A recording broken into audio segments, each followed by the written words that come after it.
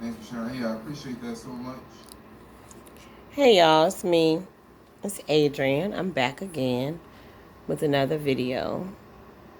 Africa bound still, baby. So I'm recording this video, based on like some things that have happened on the continent, specifically Gambia, as far as theft. And I just find it very disturbing what has happened. I'm still going to Africa, but the first one I heard about, that was made public, because it's happening to a lot of Americans, Black Americans, uh, we Africans, but whatever, we are. But a lot of diasporians in Gambia are being robbed. One that really disturbed me, and it all disturbs me, but the one that disturbed me, I was watching Mo from the restaurant in the Gambia, a Jamaican brother from the UK was doing it. He did a video that I caught this morning, and he was talking about how it disturbed him as well. Sister Phoenix Rain, my heart goes out to her. She actually kicked a little butt when, the young boy snatched her phone out her lap. I don't know if she got her phone back. I don't think she did, though. She'd order a whole nother iPhone, which we know iPhones are very expensive, so she's waiting for hers to be shipped. Love you, Sister Phoenix. I'm so sorry that happened to you. The story that truly, truly disturbed me was the one that the arrivals, the more information is coming out about them and what happened to them. They're such a happy couple and so inspiring, and they're one of the reasons I want to go to the Gambia. They make it just look really wonderful, but, they do give a practical and real view about what's happening there, and the Bag family also is inspiration. So, and Mama Nasir and Dr. Bledsoe definitely are people that have inspired me to want to come to the Gambia.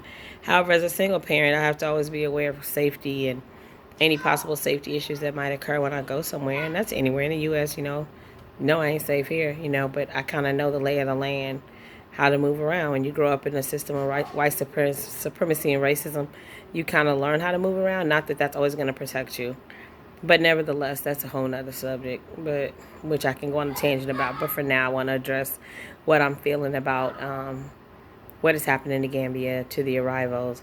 Apparently, they were drugged and robbed while they were in their house, or something to that effect. That they were given chlorophyll. I'm not sure the story, but Mo, he kind of he kind of mentioned it, about that's what possibly happened to them. Um, I found that to be very disturbing. As a single mom, you're already kind of like, okay, so I need to go make sure I'm going to be protected. Sister Phoenix mentioned about, black, African men respecting or thinking that American women coming here with all this money and we desperate for a man. And, if they tell us they love us and give us some good, then, oh, we're all in. Well, sorry, y'all. We get that here. We get that here. I know what it's like to be told I love you, and, right? I've been loved well. So I'm not running to Africa looking for love. I'm not running to Africa looking for nothing but a peace of mind and, to return to the motherland. And I would like to do that peacefully. But, you know what I mean? I'm like Sister Phoenix. I done been through some things, right? There's this hood phrase, run up, get done up, right? And you hate to go to a new country with that mindset, but you got to protect yourself. It's not happening to everybody. I'm not saying everybody in the Gambia is getting robbed. I'm saying that the stories that I've heard about are very disturbing for me. I don't like it. It bothers me immensely. And if you can hear in my background, I have a laughing baby. My daughter laughs about everything. She's a happy girl, 7-year-old daughter. And I want the experience to be the best experience ever. That's why I'm choosing to save as much money as I can, create a business, create some kind of a way to make sure that I sustain myself when I leave this country. Because, like here, I don't really depend on nobody for nothing. I handle my business. Um, I'm not a woman that's, running away. Like I said, I'm not looking for an African prince when I come to Africa. I'm not saying that I don't like men. I'm just saying that my goal for coming to Africa is strictly for a peace of mind and because I feel the spirit called to return home. And that's what I'm going to do. I will explore other countries other than the Gambia. I have 3 on my list. And I'll take you all along on my journey. but I will be careful. And for all the being careful, I can't imagine, watching people rob my house and I can't move or do anything about it. I don't know if that's the story. I don't know really. I wish I could talk to them and they could tell me what happened. But I really appreciate the arrivals and people that are real about their experience, the Bag family, Art, just people being real about what it is to be there. There's a sister I watch, Lisa Marie Goodson. She's in the Gambia. She's in Ghana. She started a business there. She's doing well, you know. I haven't heard her telling me stories about being robbed or any of that, And I was not gonna go to Ghana. I was gonna go to the Gambia because I thought I wanted, something like what it seemed like the Gambia offered. I don't want to be a target. I'm already a target here to white supremacy and white folk. I'm not trying to go to Africa and have my own people target me. But that's anywhere you go. So I'm not messing on Africa. I'm not trying to say nothing bad. Because guess what? I'm still going. I'm going. As soon as I have everything in place to what I need to have in place to go, I'm going. I think I'm very grateful to Unapologetic Nomads, traveling sister. A sister named Rakia McNair. I can't think of the name of her channel in Tanzania. Traveling Sisters in Tanzania. My first glimpse of wanting to go to Africa came from Bill and Jimmy Whitfield. They were my ex-husband's aunt and uncles, and they were living in Tanzania. And when I first met them, that's where they lived. So I'm excited. Ever since I was a little girl, I knew that I would go to Africa, and I'm going. Yep, I'm going. And you know what, y'all? We strong, because no matter what our people go through, they still,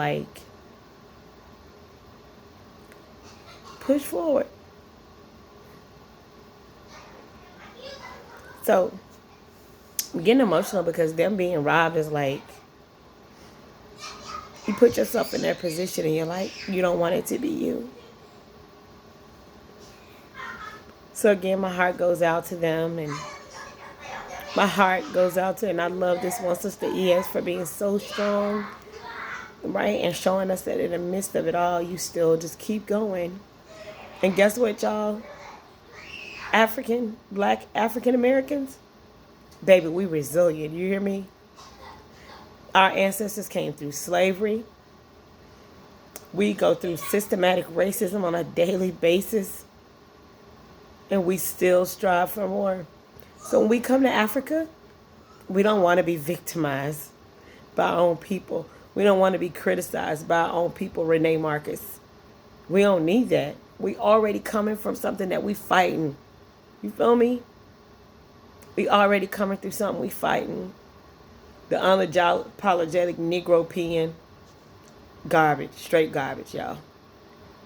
We already fighting to get there. So when we get there, let us have peace. Let us have peace. Let's have peace. That's all I gotta say. And thank you, thank you, thank you, thank you. I'm forever grateful to the brother. Go back to Africa. Not your boy, but your man. Okay? Go black to Africa. Thank God for him, because he keeps it so 100 on his channel. It's beautiful. Shout out to Miss Go Black for being a strong woman while her husband's away in Africa. That's amazing. They're an amazing couple, amazing family. The Bag family, very inspiring. I know they say when you come to Africa, you're not supposed to be trying to live like you live in America. I'm going to keep it real, y'all. I need some conveniences. I'm willing to go through some stuff, but I need a couple of conveniences. Rwanda looking real good right now. Tanzania definitely always look good. Ghana, so. Right? I don't know yet, but I'm going to figure it out because I'm going to visit a couple places. And I got to go to Nigeria just because. I know some real fly Nigerians in the U.S., y'all. Real fly ones, y'all, okay? Yeah. Good people. I don't know a lot of other countries. I met a sister from Uganda, fell in love with her. She was great. She was a nurse, wonderful. She was here in the States. Her children went to boarding school in Uganda, and she went home for the holidays.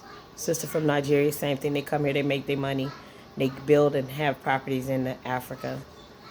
Sounds like a plan, y'all. And they go home whenever they want. So as we say, if the block get hot, they could just go home to Africa. That's my goal, to be able to go home and have somewhere to go home to. Yeah. How can we sing when we're in a strange land? Strange land. For real. I don't want the motherland to be a strange land. Peace and blessings.